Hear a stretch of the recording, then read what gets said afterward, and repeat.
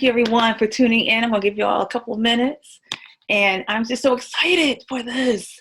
Yes, we are really officially kicking it off. We kicked it off earlier with talking about overcoming during and after the pandemic. This is Dr. Sarah Renee Langley. I am so excited just to be before you and all that we got in store for you. It's just amazing. So y'all make sure that you go ahead and let other people know about our broadcast, as well as me connecting everything and everyone right now.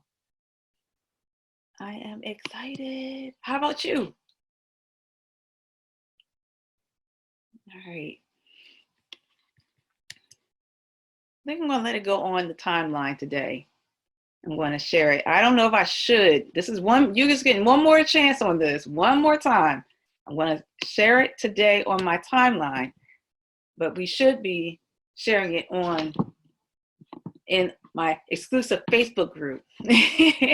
So if you haven't registered by now, you make sure that you register to bit.ly/Power Talk Real Talks, so that you can join in on the conversation all month long. All right, so I am excited that we are going to have this conversation because, see, we need to know how to take charge of our mental health during this and during and after the pandemic. So I have a special guest for you that I'm so excited to bring before you as we connect everything, connect the dots here. How has your day been? How is your May so far? How is everything going on for you? So earlier today, I talked about how to overcome anxiety, because that was by popular demand. You all had asked me, I asked you, I said, well, when should be a great time to talk about this? When is a great time to talk about overcoming? And overcoming what? You know, are we overcoming anxiety? Are we overcoming depression? And just checking in on the co-host here. And yeah, y'all said, I want to know how to overcome anxiety. And it's understandable because we have to understand the difference between anxiety and stress. And I talked about that earlier. Knowing the signs and symptoms. Stress is really it's manifesting in your body because of a perceived threat. Everything happens with the mind. It's the mindset. But then when it comes to anxiety, it has to do with irrational thinking. And because of that irrational thinking, it now manifests in reactions or behaviors. It's irrational. And not just because it's irrational thinking, but it's a behavioral pattern. And it just exacerbates. So that's why we want to make sure that you have clarity. If you did not get the chance to look at that great, amazing, if I do say so myself, great, amazing content on overcoming anxiety, you better go into the Facebook group. You can go to bit.ly/Power Talk Real Talks, so that you can get into the conversation and be blessed by the tips and the strategies in learning how to overcome anxiety. So I'm so excited as we are still working on connected to social media, but you should know me by now, everyone. The show always go on, with or without. And that's how you do it, because we want to make sure that you get the great information, whether it's live or it's going to be on a replay. But we definitely want to make sure during mental health month. May is mental health month. So happy mental health month, everyone. And hey, it is a matter of making sure that your mental state and well-being is overall well taken care of, especially during this time, and more importantly, beyond this time. Because the new normal, I talked about that earlier. We have to go into the new normal. This whole going back to business as usual, respectfully, is no more. So what do? So it's better to start using this opportunity right now to get your mental health together, to get your physical health together, to get you together, so that you can be well prepared. You may have felt guilty or felt ashamed or felt hurt that you weren't prepared for the pandemic. Well, here's your opportunity, second chance. Here's your opportunity to be prepared for after the pandemic. All right, so hey, I want to make sure that you all are tuned in. I'm going to play around with the social media links. As we do that, I want to bring in my special guest, and I am going to make sure that I do her justice by pulling up her resume, which is impressive. And I'm just so excited that she said yes to this.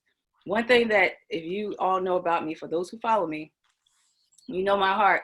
My heart is always to make sure that you get the great information. It's one thing to hear from me, but it's another to be able to hear from different perspectives on how to overall manage your mental health, but your holistic health.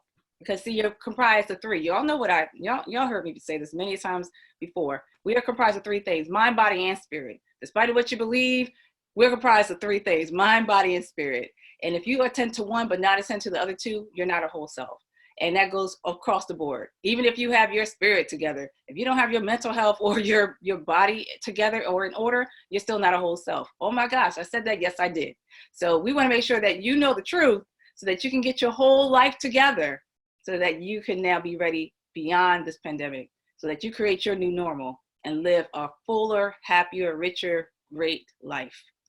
So I am going to bring in my co-host, and I want to read off her resume. So let me bring her on. And I thank you everyone for tuning in. Let's go. Let's go ahead and bring in the guest.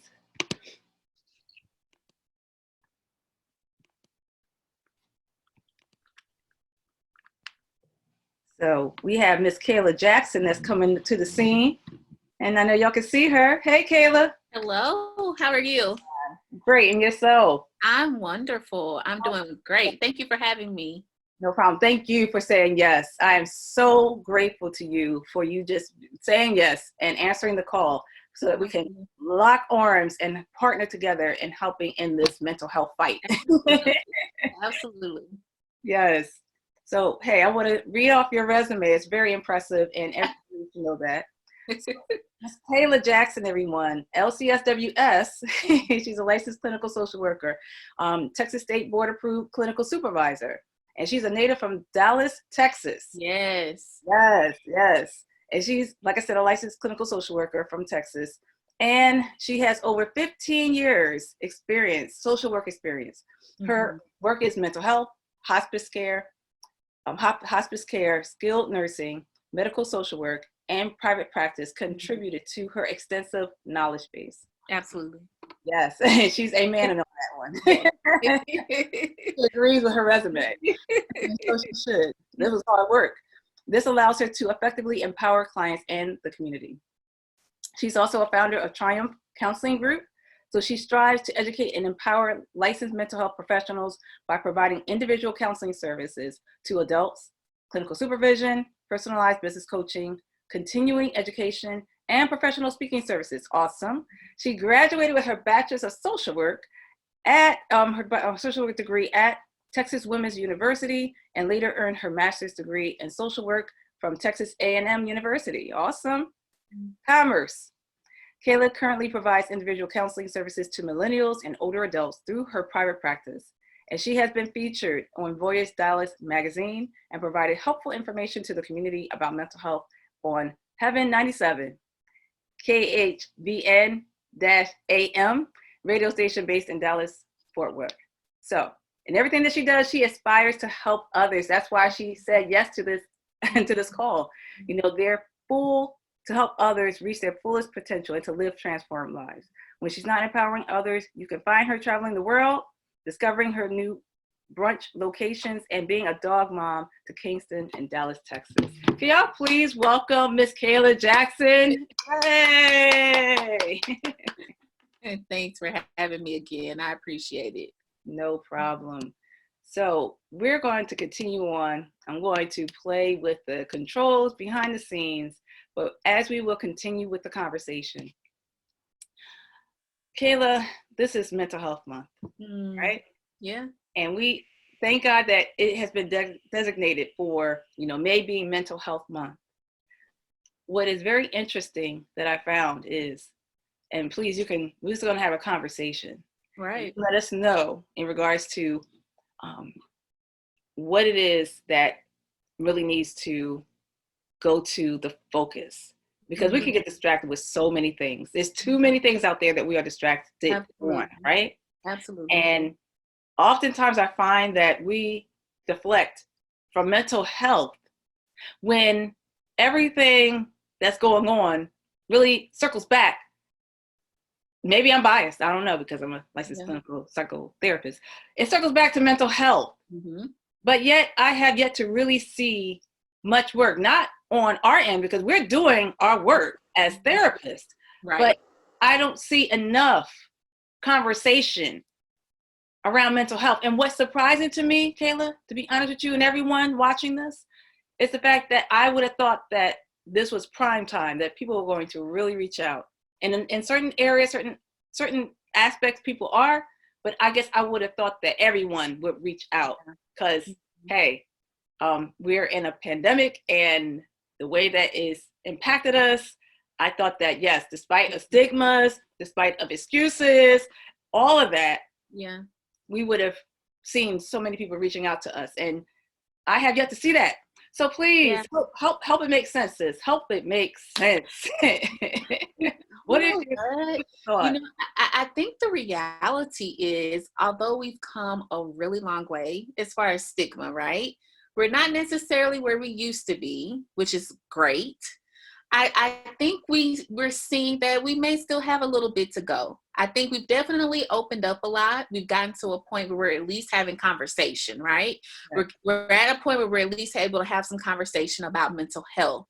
But I think we're at a point where we're seeing that, you know, we still have a bit of a ways to go when it comes to vulnerability and people still feeling comfortable in seeking help and being able to go beyond the conversation to actually making the step to reach out for counseling services, making the phone call saying, you know what, I'm not okay. Like, I'm just not okay.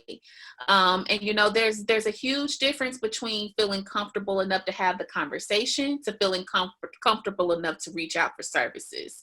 And, you know, I think we're seeing that we still have some work to do when it comes to transparency and vulnerability and people feeling comfortable to seek services. And we still have some work to do. We've come a long way, but we still have a lot of work to do.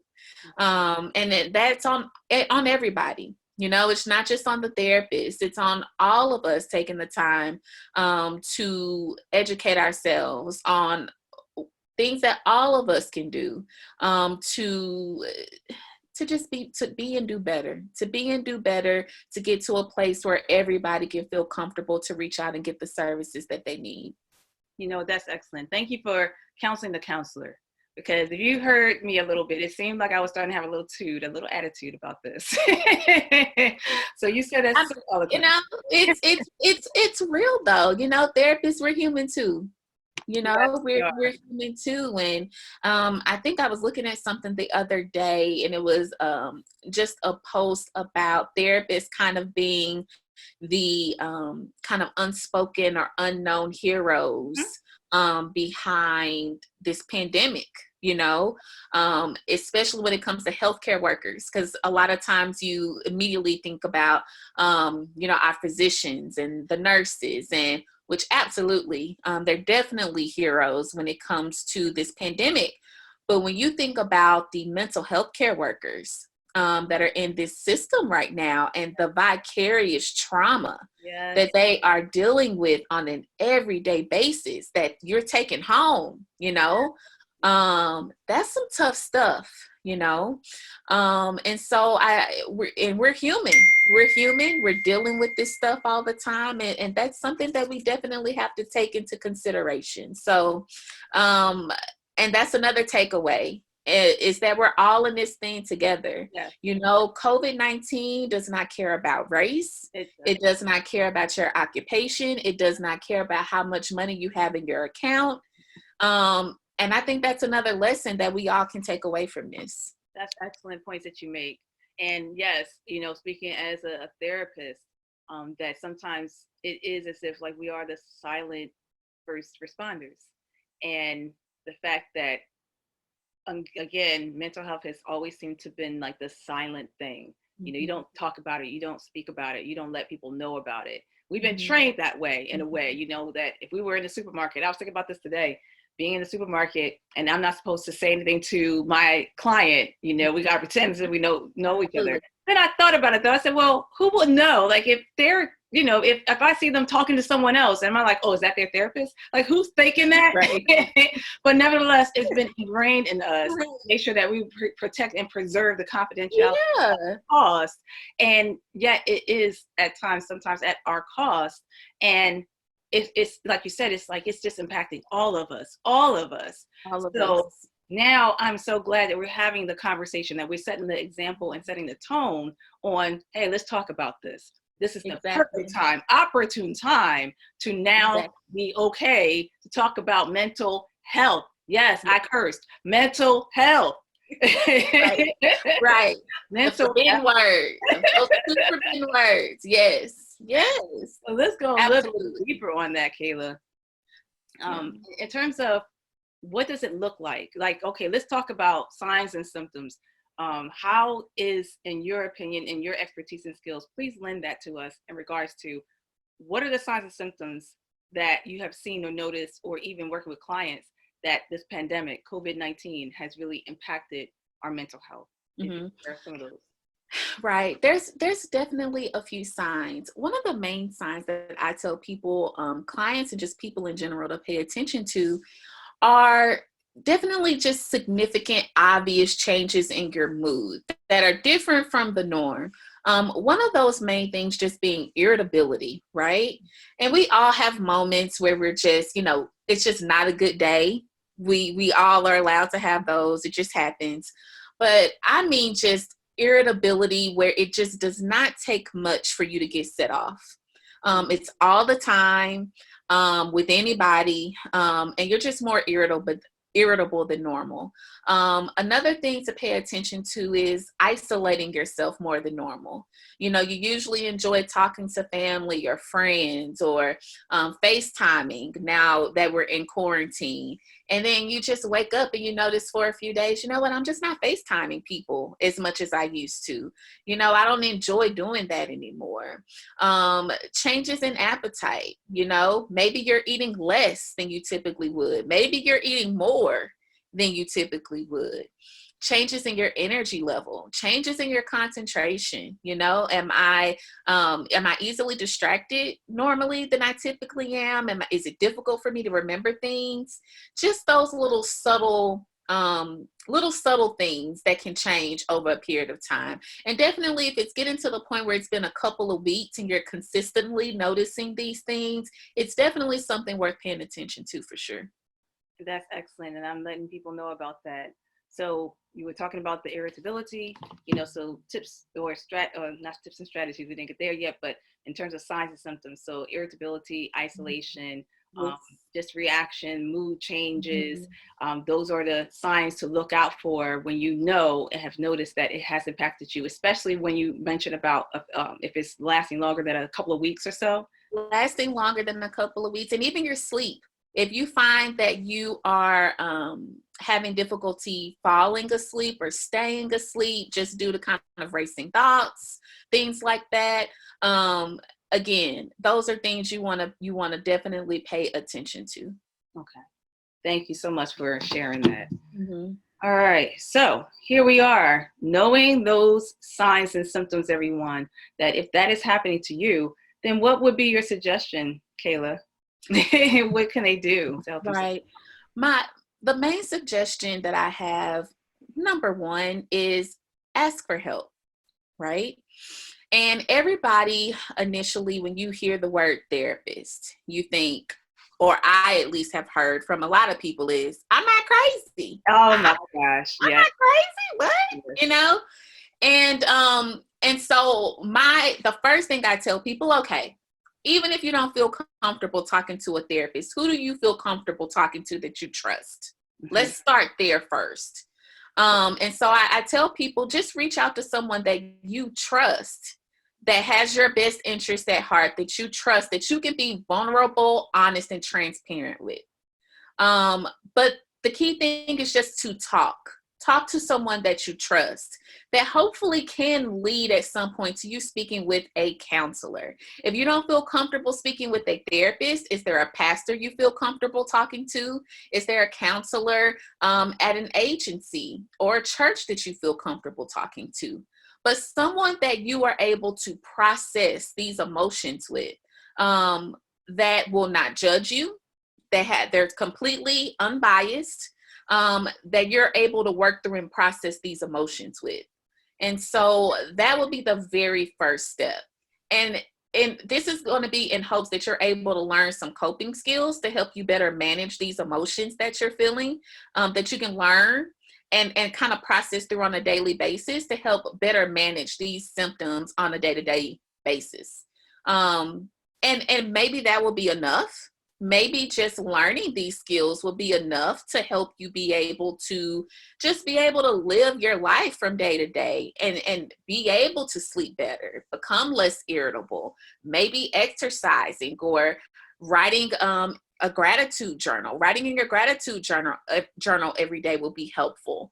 And then maybe you'll get to the point where if you're working with a therapist, maybe you need a little bit of extra help, and maybe they'll recommend that you speak with a medical doctor, and maybe medication and talk therapy in combination will be helpful. But the point is to just get the process moving. Yes. Because what you don't want to do is to let those things linger on, and kind of snowball into some negative symptoms that you don't want. That's excellent. You know what? We are on the same page. That's exactly what I talked about earlier in overcoming anxiety. Mm-hmm. And I am big on journaling. So the fact that we can just talk about the journaling piece, because it's an effective way to get things off your chest. And that's another way, to kind of ease your way into slowly considering to the point that you are now finally talking to someone. Absolutely. Something, not anything. Because if you don't, like you said, hey, it's going to turn into something else even greater. And then you're going to now have to talk to someone, whether voluntary or involuntary. Absolutely. So that's awesome. Absolutely. Now, then let's shift gears then. Let's talk even deeper. Here, as I keep saying that, and I want to welcome everyone who is a part of this program. Thank you for tuning in. My name is Dr. Sarah Renee Langley, and I have my co-host here all the way from Texas, Kayla Jackson. And hey, we're here. We're two clinicians. She's an LCSWS. I'm an LPC, and we're here to talk about taking charge over your mental health, because it's so important right now. This is the prime time and opportunity to make sure that you have your mental wherewithal together, and not just for now, but for after. Absolutely. For what is to happen after. This is not about scaring you. This is not about politics. This is not about anything other than to make sure that you are healthy and whole. Yes. And being okay with that. Because if you felt that, all right, well, you felt guilty because you weren't prepared for the pandemic, then hey, here's your opportunity and a chance to get prepared now for the after. To now take advantage of creating calm and chaos and creating your new normal on your own terms. Not having anything now, you have no choice but to create it, but now it's on your own terms if you start right now. Right. And we're talking about taking charge of our mental health. I want to shift gears, Kayla, in regards to physical health. Like how, if there's a correlation, if it intertwines with physical health, mental health, are they all in one? Are they two separate entities? Can you talk a little bit about that? You know what? As a clinician, I'm a firm believer that they are not separate. I'm a firm believer that if your mental health is not up to par, if you are not taking care of your mental health, that it can, without a doubt, compromise your physical health. And I like to tell my clients all the time, it's no different than a lot of times I'll use, for example, car maintenance. Every so often you take your car in and you make sure you get your oil changed, and it's just the regular maintenance you do, right? And you do that because you want to make sure that your car stays consistent and stays working, and that, you're just doing the minimum requirement. And I tell my clients all the time, your mental health is no different. And a lot of times people seek therapy simply because there's a crisis. And that crisis could be a terminal illness. It could be divorce. It could be the death of a family member. And then that's when we go to therapy. And I like people to think of therapy as maintenance. So use therapy as a maintenance tool, the same as you would use an oil change, to make sure that your mental state is also receiving that same type of maintenance, that you're consistently processing through the trauma that has occurred in your life. You're consistently processing through learning new ways to cope and deal with life. And so I have seen and witnessed situations where patients, clients have been diagnosed with certain physical disease and ailments, and their state of their mental health and the strength of their mental health has had profound effects on their body, and has had profound effects on just the I mean, there's not even words to just say what I've seen as far as how it's had a positive impact over their physical health when their mental health has been just in stellar shape. Yeah. And that's not to say that happens in every situation. That's not to say that every individual's situation is exactly the same.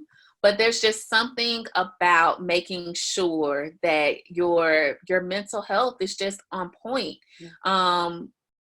I've just seen how it can flow hand in hand is all I can honestly say. And, a lot of this stuff has been scientifically proven, yes.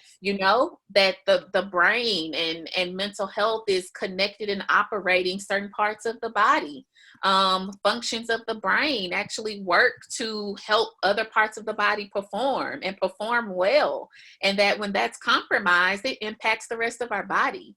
And so I just encourage clients to make sure that they just take care of both, and that they don't eliminate the importance of significance of their mental health and prioritize their physical health, that they keep both just as important. Excellent. I wonder what your school of thought is, because that is what I shared earlier as well, that the way that you think determines how you behave. Yes. So if you are thinking a certain way, it does have the rest of you to follow. Your physical, your spiritual, it's all going to follow suit with how you're thinking. Absolutely. So, like you said, it's this coincides with one another. It's not separate. If your mental health is not in order, then the rest of you is not in order. So I love your analogy too about the car and the maintenance. Mm-hmm. We can just break it down and make it simple enough for people to really just kind of image and imagine and picture, mm-hmm. equate that to what they do every day subconsciously in taking care of maintaining their home, maintaining their car, all that. They also have to make sure that they maintain themselves. Right. Absolutely. And I just find that's what works best with clients. I told a client the other day who was reluctant about seeing a clinician, if you were playing soccer and you broke your leg, you're not going to just sit at home without seeing a doctor and say, oh, well, I'm just, I'll just wait for my leg to heal. I'll just sit at home. Like, no, you're going to go and you're going to see a doctor. Same thing with your mental health. Same exact thing. If you're going through any type of trauma, divorce, or just life stress or change, you need to go and talk to somebody to process that. And it's okay to do. No one judges you for going to the doctor when you have the flu. No one judges you when you go to the doctor because you broke your leg. Like, it's okay. It is totally okay. And to be quite honest, I tell clients all the time, you'd be completely blown away if you knew the number of people that you come into contact with every day who are seeing a therapist and participating in medication management. You would be shocked. People just don't talk about it. Right. Oh, I just look, girl, you're about to make me go up and start running around the table. Don't talk about it. Because you are absolutely right. You know what? That just hit me because I'm too busy focusing. See, it's also at the play part of where we focus our attention to too, but for the point, I know I focus so much on, there's so many people who are shying away from mental health and having a conversation or seeing someone, but you are absolutely right. The same ones who shunning away or have something to say about it are the ones that seeing someone. Absolutely. I'm telling you, it never fails. Never fails. you know? So everyone, thank you again for tuning in. So glad that you are here at the table with some clinicians, some mental health. Oh my gosh, I cussed again. Yes, mental health. May is Mental Health Month. That's why you're here at the table. We're not going to tell. It's confidential. Don't worry. Even though we're going to share it out to all the Facebook people and all the LinkedIn and whoever else is going to listen. Look, we're not going to make sure. We're going to make sure that, no one knows that you popped it on this live, okay? But hey, this is Dr. Sarah Renee Langley, Leader International. Y'all know me by now. I have no problem being honest and real, and I'm so glad I connected with Kayla Jackson, licensed clinical social worker and supervisor, all the way from Dallas, Texas, who we seem to be like in alignment with this because of the fact that we truly do care about your mental health. We truly care about you, period. Yeah. That's why we're here having this conversation, to help you to feel comfortable, to start being okay, to talk about this, and not just talk, but to now take action. It's one thing to say you're going to do something and then you never do it. Yeah. But here's your opportunity, everyone. This is your opportunity to do something about it, to not feel, which we talked about this earlier, everyone, control, to be in control, because the three things that we as human beings, we have to have, and that's why we ran amok when pandemic hit, is because of one is control. We have to be in control. And when our control was taken away, we lost it. We lost ourselves. Yes. And two, connection. Because we're so relatable. We've been created to be relational. And then that was taken away. Yes, we do have Zoom. It's funny, Kayla, sidebar, everyone. So, and counseling a client who's a therapist, it was interesting. So, how we're trained and we're supposed to be a mirror, and we, supposed to have no type of personality in the session and things like that. That's not me. I've been in this game for too long. So I write the rules. I conduct therapy sessions. But when she was talking about how lost she was and lack of connection, and she was so used to connecting, and then now she felt guilty for not feeling connected to her clients, and she felt that she was failing and things like that. But the thing that she said was, yes, I know that we have Zoom, and I know I can connect with my family and friends, but I do that all day long with clients. I am on Zoom all day long. And so connection, it's like, how do I translate that from counseling people to now, having time with my friends? I think clients, I think of work when I'm on Zoom. And guess what? I chuckled. Oh my God, I chuckled. I put that out there. I laughed because I knew exactly what you were talking about. And she started laughing even the more because she was like, oh my gosh, our therapist is laughing. Okay, that means it was funny. Yes, it was funny because I really related. So, connection, everyone. We want to connect, and because that was taken away, now we feel like we're all out of sorts. And then the last thing, so control was taken, or when we lose control, when we lose connection, and then we lose the choice, or more so purpose. It's like, what's the meaning of life?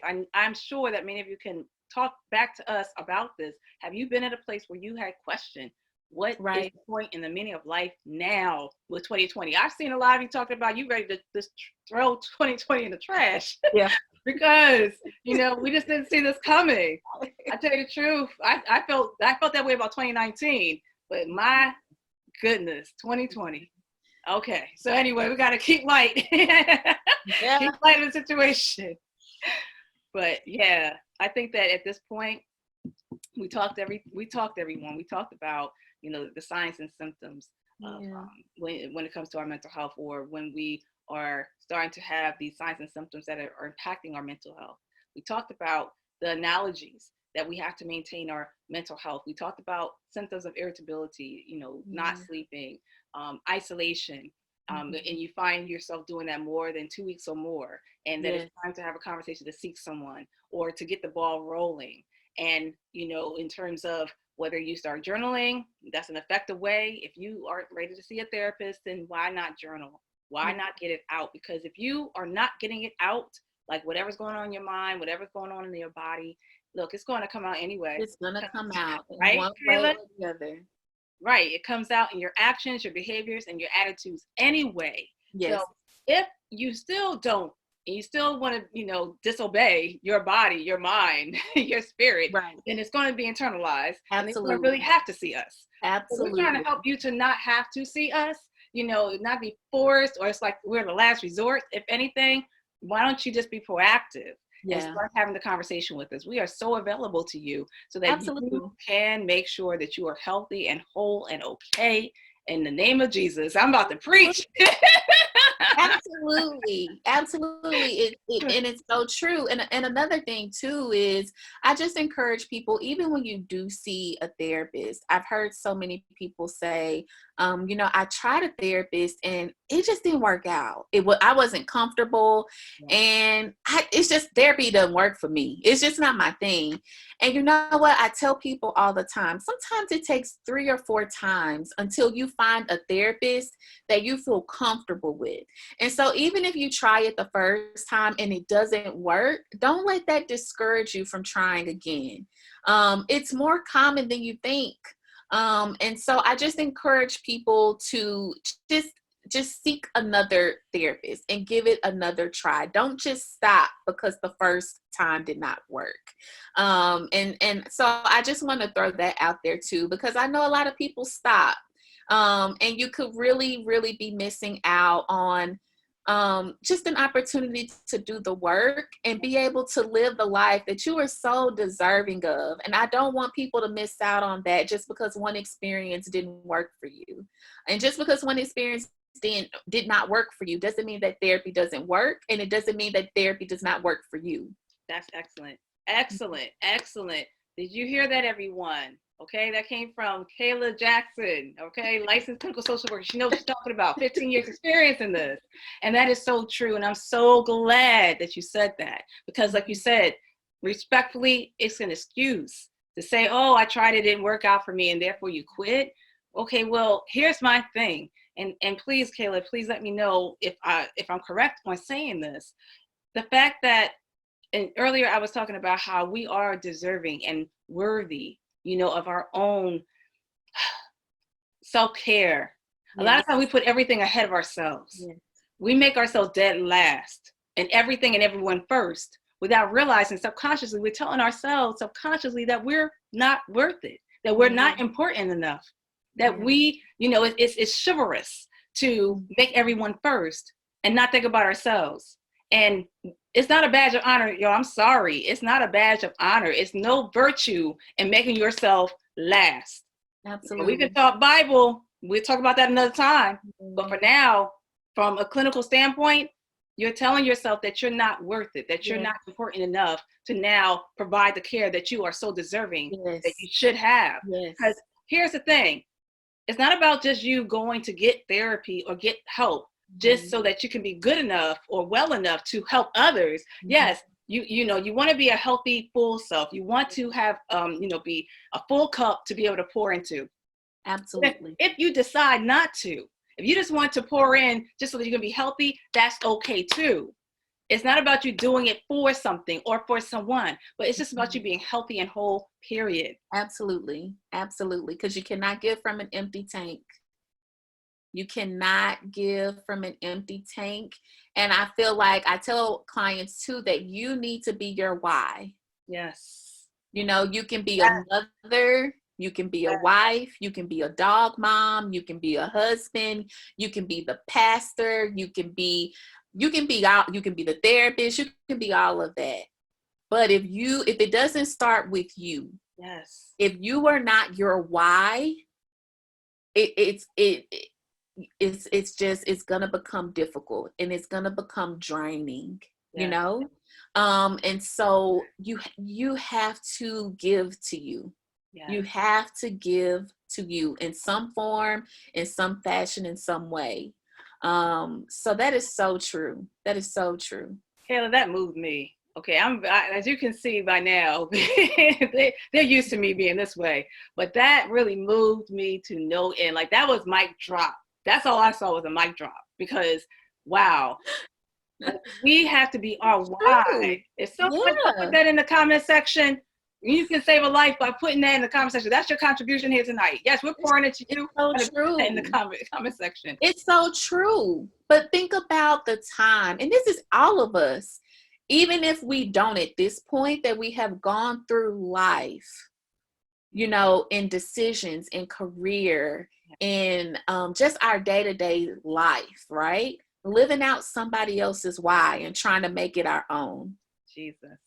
Mm, mm, mm. You know, and it's a cup that you can never fill. Right. You're never gonna feel it, and it's exhausting. You know, you can't live out somebody else's why.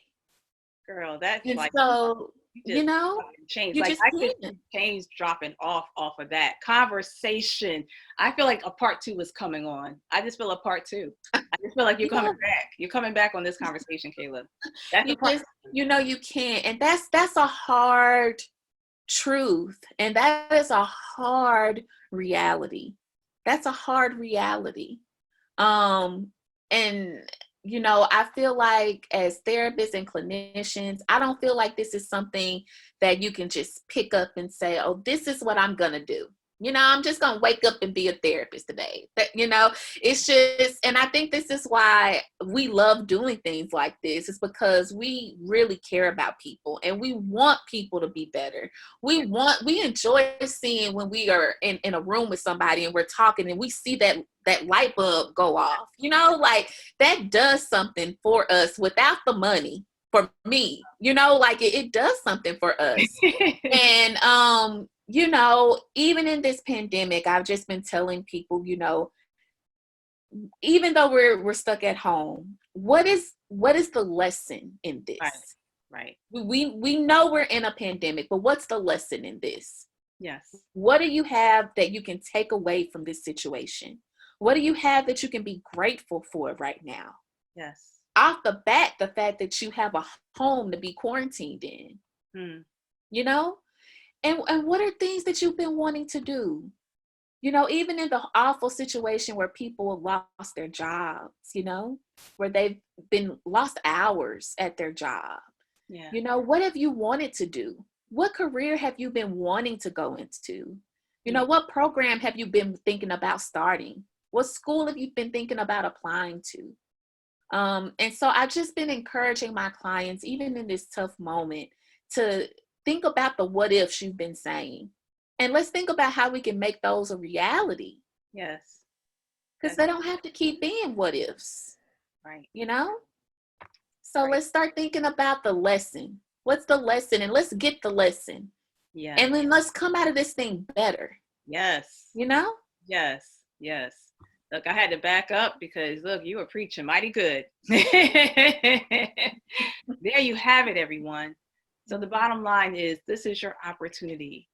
Please tell us, what are your takeaways from this conversation today? What is your takeaway? I know for me, Kayla, my takeaway from this conversation with you is, again, a couple of things just really hit me. But us being our why. Yeah. And remembering that we are our own why, beyond the roles and titles that we have or the hat that we wear. When we take that hat off, when we take the mask off, yes, and we see ourselves in that mirror, do we really know who we are? Do we really like ourselves? Do we know what we want? Do we know us? Yes. And here is your opportunity right now, everyone, to start coming to know who you truly are, mind, body, and spirit. And you'll be amazed, despite of what you have learned, what you've been told, what you have experienced. Here's your opportunity of a second chance to get it together. But now to get it together with support. Yeah. You don't have to do this thing on your own, alone at all. We're here for you, and making sure that we're making time during this mental health month, during this time in the pandemic, to make sure that you are now well prepared for your next, after, post pandemic. Right. And I it's like it just moved me, Kayla, about us being our why. Yeah. And it's nothing else outside of that other than us being our own why and being okay with it. That was excellent. So I thank you so much for sharing that. Thanks for having me. I appreciate it. And I love what you said too. The thing that I hope that y'all all take away, and y'all can share it in the comment section, everyone. If you have any questions, here's your opportunity to put that in the comment section as well. If you have any questions for Kayla, please put it in the comment section. The other takeaway is the learning piece. I heard this pastor say this one time some years ago, that there is no such thing as winning and losing. It's either Mm. you win or you learn. Yes. And what are you learning? Yes. And I love that this is the opportunity for us to ask ourselves, what are we learning in the midst of this pandemic? Yes. Oh, Jesus. And the biggest thing from that is to sit in this, to sit through or in the suffering, to sit in the pain, in the thick of it all. Because it's amazing how our true answers lie in it. And Yes. it opens up, it unfolds whatever answers that we were seeking, whatever ideas or desires, just unfolds before our eyes like, wow. And you'd be surprised in that movement, in that moment, that now the learning will take over for us to now do the things that we always had in our heart to do. But if we just take the time to just sit still, to be grateful, like you said, to learn from this whole thing, how is this serving us? What is it telling us? How do we want to be during this time? Who are we during this time? If we just take the time to get to know who we are, oh my God, it's game over. Yeah. Over. Absolutely. Those are the things I got from you. Well, cool. I again, and I'm just grateful for this opportunity. I'm so grateful for you even just opening up a platform like this. And I just think it's going to be amazing. It's just such an incredible opportunity for this discussion. Yes. This discussion, and it's just incredible. It's incredible. Well, thank you for your time. We didn't have any questions. Hey, everyone, if you do have questions even after and on the replay, just feel free to do that so I can, field the questions to Kayla. Kayla, how do they reach you? How do they come to get to know who you are and what you do? And if they have questions or they want to reach out to you for therapy services, how do they reach you? Absolutely. So my website is actually triumphcounselinggroup.com. And then I'm also on Instagram at Triumph Counseling Group. I'm on Facebook as well, Triumph Counseling Group. And that's how you can get a hold of me. And my email address is kjackson@triumphcounselinggroup.com. So now I'll make sure that I put that in the comment section as well, so y'all can make sure y'all reach out to her if y'all have any questions, or Absolutely. if you silently and secretly go ahead and choose her for her services. Absolutely. Absolutely. Feel free.